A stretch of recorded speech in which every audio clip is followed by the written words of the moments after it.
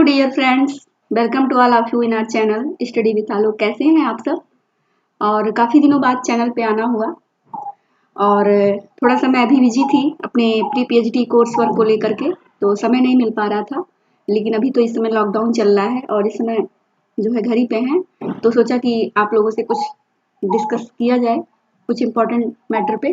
तो इसीलिए आज हम जो डिस्कस करेंगे वो यूनिट 10 के मैटर पे करेंगे। यूनिट 10 का टॉपिक है कल्चर से रिलेटेड, तो उसी पे ही आज हम अपना डिस्कशन करेंगे और देखेंगे कि किस प्रकार के क्वेश्चन यूनिट 10 में आते हैं और क्या हमें उसमें पढ़ना है। ठीक है, और यूनिट 10 में जो कल्चर वाला पार्ट है उससे हर एग्जामिनेशन में कुछ ना कुछ क्वेश्चन पूछे ही जाते हैं कल्चर से रिलेटेड, चाहे पीजीटी में हो चाहे हायर एजुकेशन में हो, नेट और जो है ऐसे तमाम एग्जामिनेशन होते हैं जिसमें कल्चर से रिलेटेड क्वेश्चन आते हैं, तो ये बहुत ही इम्पोर्टेंट है। ठीक है, तो आइए देखते हैं। इसमें जो हमारा पहला क्वेश्चन है कि जब एक संस्कृत के प्रभाव से सारी जीवन शैली ही परिवर्तन की प्रक्रिया में हो तो उसे क्या कहते हैं। ठीक है, यानी जो हमारा पहला क्वेश्चन है वहां पे ये पूछा जा रहा है कि जब एक संस्कृत के प्रभाव से सारी जीवन शैली ही परिवर्तन की प्रक्रिया में हो तो उसे क्या कहते हैं। प्रसरण कहते हैं,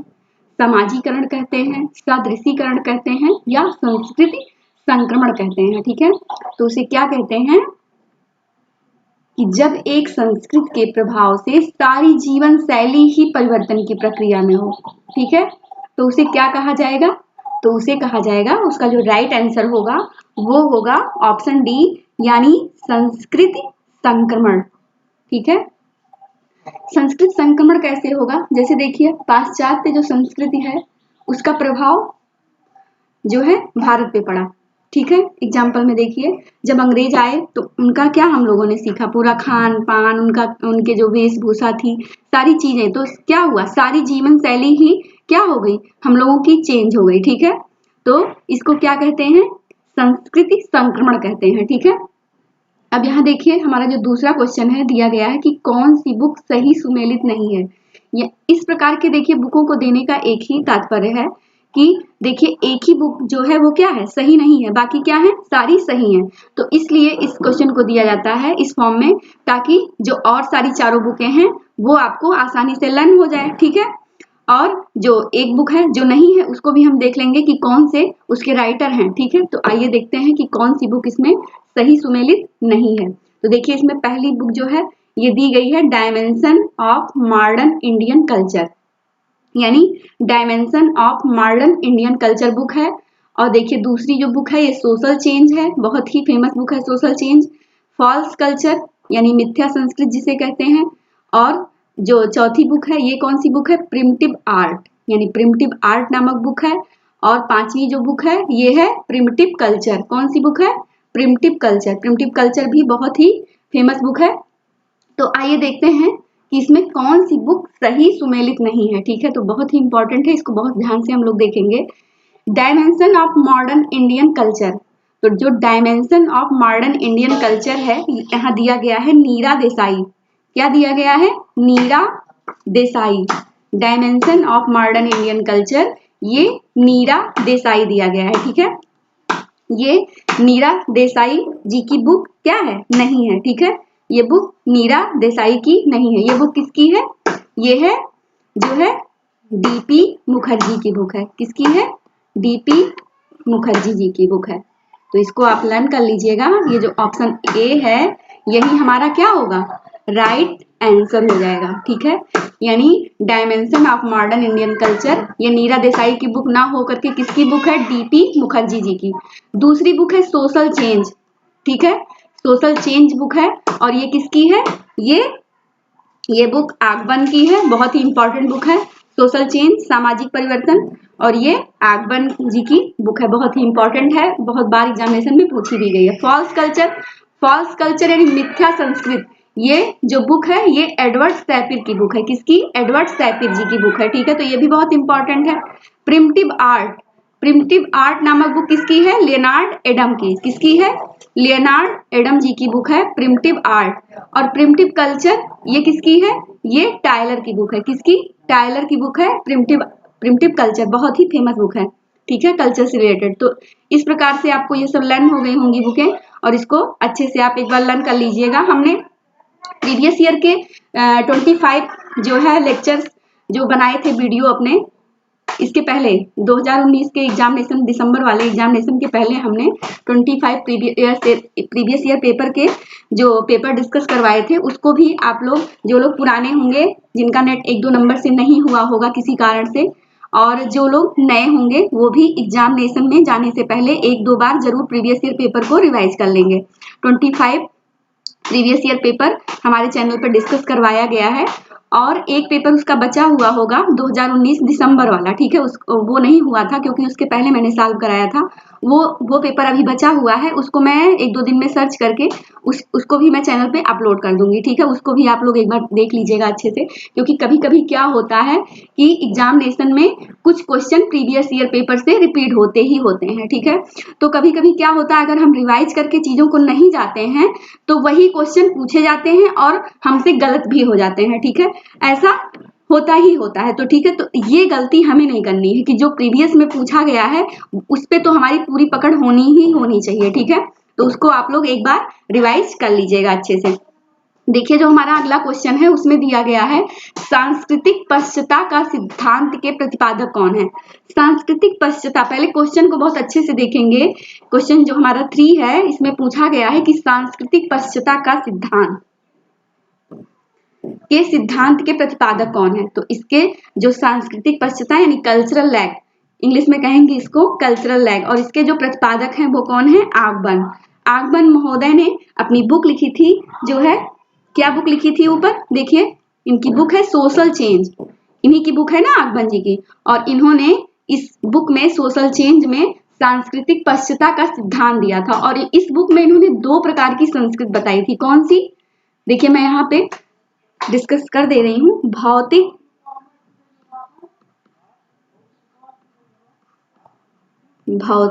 और अभौतिक, ठीक है, भौतिक और अभौतिक संस्कृत की इन्होंने क्या की थी, चर्चा की थी, ठीक है। तो ये बहुत ही इंपॉर्टेंट है और इसको लर्न कर लीजिएगा। कई बार एग्जामिनेशन में ये पूछा गया, पीजीटी, नेट, कई बार एग्जामिनेशन में, कभी सांस्कृतिक पश्चता, कभी कल्चरल लैग के माध्यम से, कभी इनकी बुक सोशल चेंज, कभी भौतिक और अभौतिक संस्कृत की चर्चा किसने की है, ठीक है।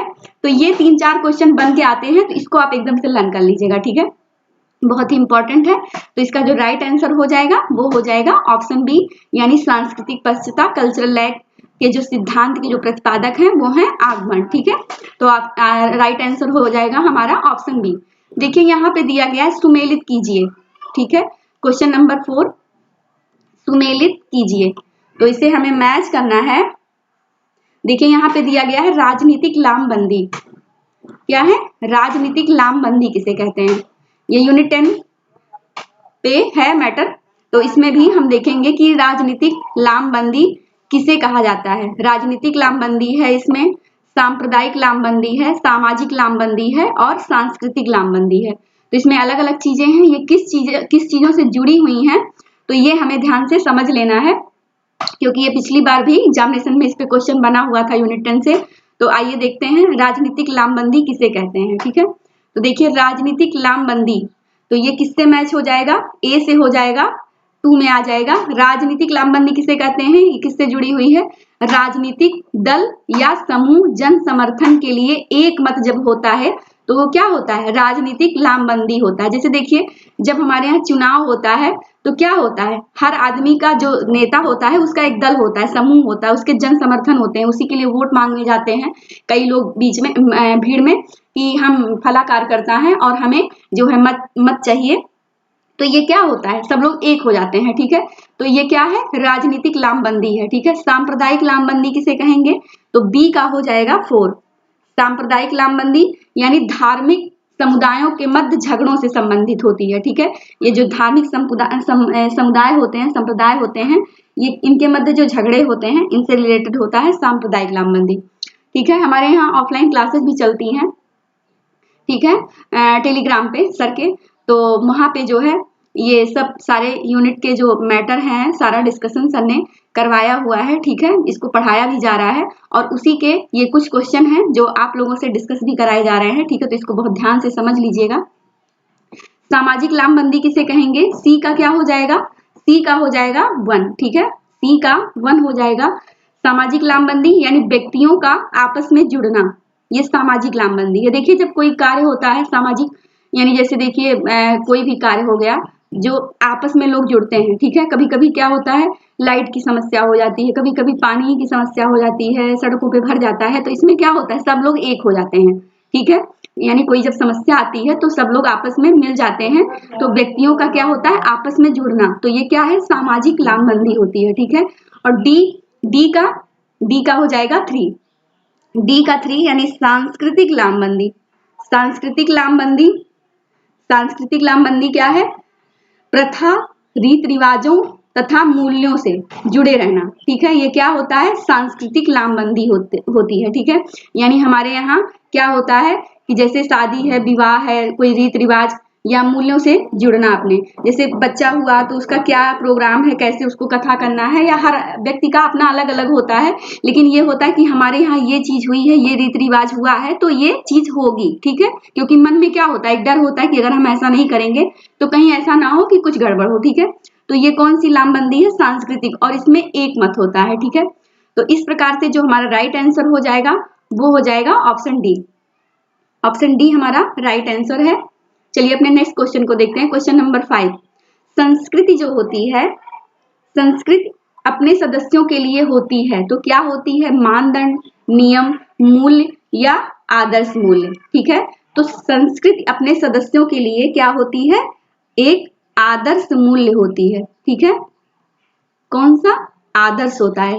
कल्चर हमेशा अपने जो सदस्य होते हैं, जो उनको मानते हैं, उनके लिए क्या होती है, आदर्श होती है, ठीक है। तो ऑप्शन डी हमारा राइट आंसर हो जाएगा, ठीक है। ऑप्शन डी करेक्ट आंसर होगा।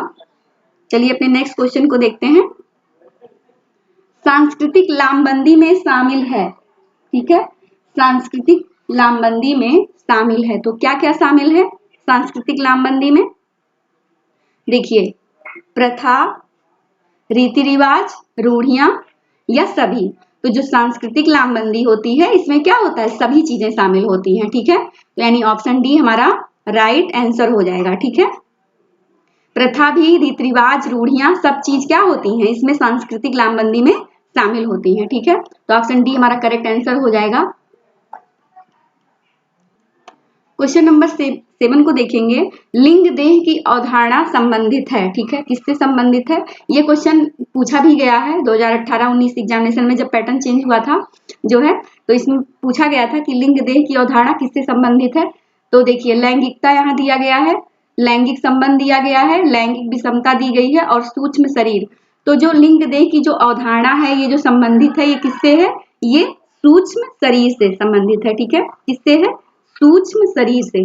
तो ऑप्शन डी इसका राइट आंसर हो जाएगा। फ्रेंड्स, आपको पता ही होगा कि एग्जामिनेशन का टाइम भी बढ़ गया है और हमें काफी मौका भी मिल गया है, ठीक है, रिवाइज करने के लिए। यानी जो लोग नेट थे, जो जेआरएफ होना चाहते थे, उनके पास भी काफी समय मिल गया कि वो अच्छे से अपनी तैयारी कर सकें, ठीक है। तो वो लोग भी अपना अच्छे से पूरी तैयारी करें, पूरा समय है, ठीक है। अभी तो डेट आई नहीं है, वैसे हो सकता है, जहां तक उम्मीद है अभी आ गया है नीट वाला एग्जामिनेशन का कि जून में होगा, ठीक है। तो जहां तक संभावना है जुलाई वगैरह में भी, जून जुलाई में ही क्या होगा, जून जुलाई में ही नेट एग्जामिनेशन भी होने के पूरे चांस हैं, ठीक है। तो इसलिए हमें अपनी तैयारी बहुत अच्छे से करनी है इस पीरियड में, लॉकडाउन में, ठीक है। घर पे बैठ के अच्छे से अपना पूरा समय पढ़ाई पे फोकस करना है, ठीक है। जितनी चीजें हैं आपके पास उन पे हमें अपना मैटर कलेक्ट करके उस पे पूरा। देखिए, बहुत ही इंपॉर्टेंट क्वेश्चन है, क्वेश्चन नंबर 8। सांस्कृतिक भौतिकता की अवधारणा किससे संबंधित है, ठीक है। सांस्कृतिक भौतिकतावाद की अवधारणा किससे संबंधित है, यानी जो सांस्कृतिक भौतिकतावाद की अवधारणा है किससे संबंधित है, ये अवधारणा किसने दिया था? बहुत बार एग्जामिनेशन में पूछा भी गया है सांस्कृतिक भौतिकतावाद, कभी मैचिंग में आया है तो कभी डायरेक्टली पूछा गया है कि सांस्कृतिक भौतिकतावाद की जो अवधारणा है ये किसने दी है, ठीक है। तो सांस्कृतिक भौतिकतावाद की जो अवधारणा है ये दी है, देखिए यहाँ पे दिया गया मार्गरेट मीड, मारी सोपलर, मार्विन हैरिस या क्लार्क बिस्लर, ठीक है। तो इसके जो इस अवधारणा के जो संपादक हैं वो है मार्विन हैरिस। मार्विन हैरिस महोदय ने सांस्कृतिक भौतिकतावाद की अवधारणा दी थी। ठीक है, तो ऑप्शन सी हमारा राइट आंसर हो जाएगा। इसको आप लोग लर्न कर लीजिएगा, बहुत ही इंपॉर्टेंट है। यहाँ पे देखिए एक परिभाषा पूछी गई है कि संस्कृति जो होती है ये प्राप्त आवश्यक, हाँ तो यहाँ पे हम बात कर रहे थे कि यहाँ पे देखिए डेफिनेशन दी गई है, बहुत ही इंपॉर्टेंट है कि संस्कृति प्राप्त आवश्यकताओं की एक व्यवस्था और उद्देश्य पूर्ण क्रियाओं की एक संगठित व्यवस्था है। ये डेफिनेशन किसकी है? ठीक है, यानी देखिए हमें पहले से ही पता चल जाएगा क्वेश्चन को, कुछ क्वेश्चन पहले से ही समझ में आ जाते हैं कि संस्कृत प्राप्त आवश्यकताओं। तो कल्चर्स ऑफ नीड की बात किसने की थी? ऑप्शन में देखिए मेलिनोव्स्की, बीयरस्ट्रीट, टॉयलर या सिडनी बर्बा। तो देखिए कल्चर्स ऑफ नीड की बात करते हैं मेलिनोव्स्की। यूट्यूब पे पहले भी सर ने मेलिनोव्स्की, मैक्स वेबर और गांधी मतलब स्पेशल थिंकर्स पे पूरे के पूरे जो है सॉल्व कराया है। ठीक है, तो मेलिनोव्स्की जी के पार्ट को भी उन्होंने बहुत अच्छे से डिस्कस किया था यूट्यूब चैनल पे, तो उसमें भी आप लोग एक बार एग्जामिनेशन से पहले सारे लेक्चर्स जो है रिवाइज कर लीजिएगा।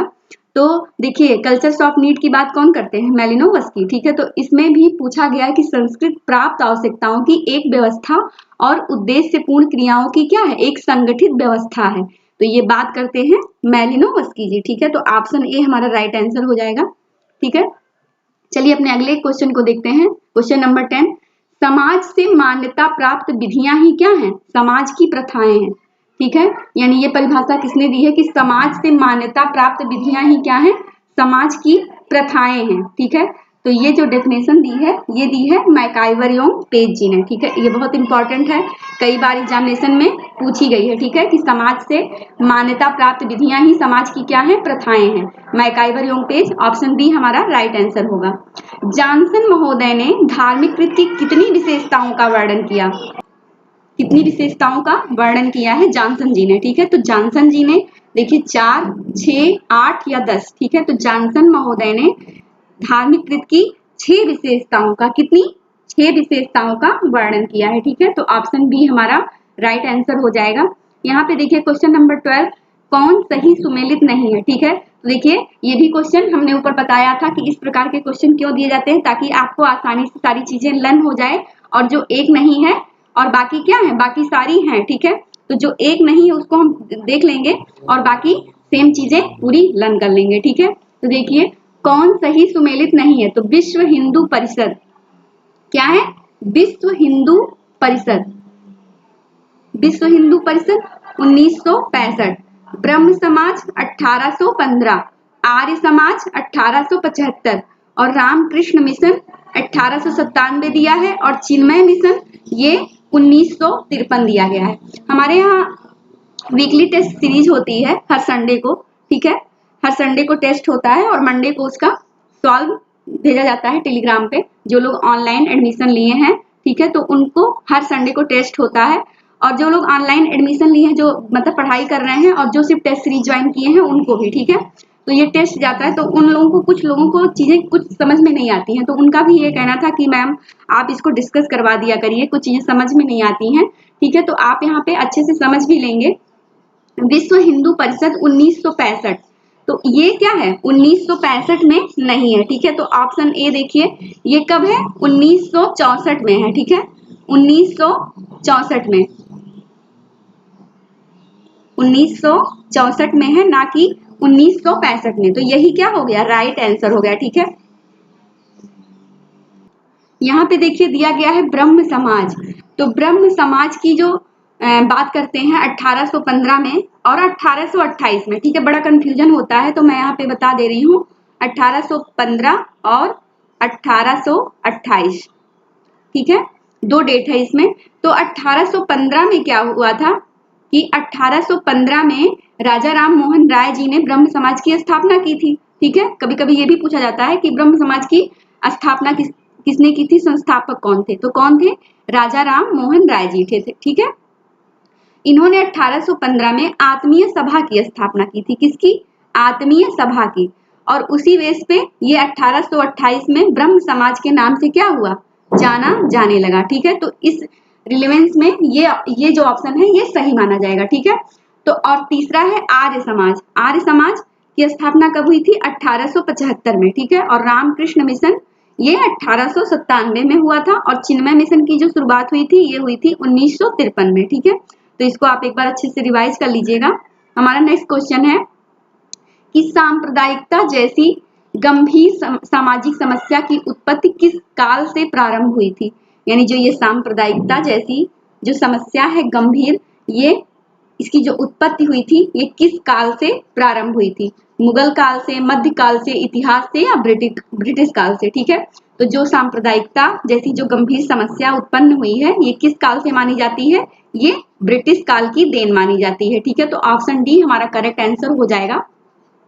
चलिए आइए अपने अगले क्वेश्चन को देखते हैं। क्वेश्चन नंबर 14, धर्मनिरपेक्ष होने से तात्पर्य, यानी ये डेफिनेशन है कि धर्मनिरपेक्ष होने से तात्पर्य अधर्मी होना अथवा संकुचित धार्मिकता पर चलना नहीं होता, वरन उसका तात्पर्य पूर्णतः आध्यात्मिक होना होता है। ठीक है, तो ये कथन किसका है कि यानी धर्मनिरपेक्ष होने से तात्पर्य अधर्मी होना अथवा संकुचित धार्मिकता पर चलना नहीं है, वरन उसका तात्पर्य पूर्णतः आध्यात्मिक होना होता है। ठीक है, तो इस प्रकार की जो डेफिनेशन दी है वो किसने दी है, अरस्तु, अंबेडकर, गांधी जी या डॉक्टर राधा कृष्णन।